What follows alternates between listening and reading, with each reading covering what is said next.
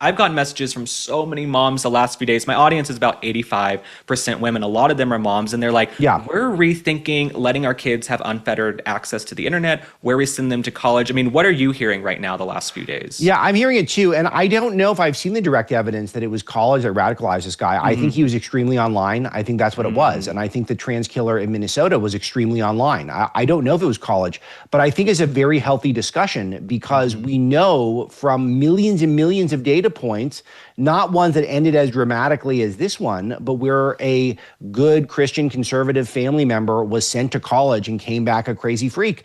We know this happens over and over again in this country. And so maybe it takes this to start that discussion, to catalyze that discussion.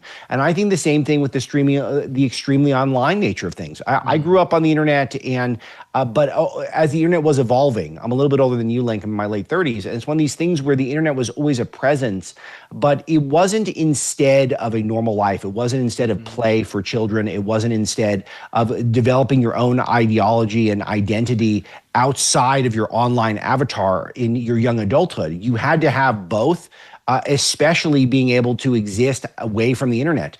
Now it feels like when people say Twitter's not real life, now it feels like the opposite for some of these people. It feels like their online persona is the real version of themselves in their eyes.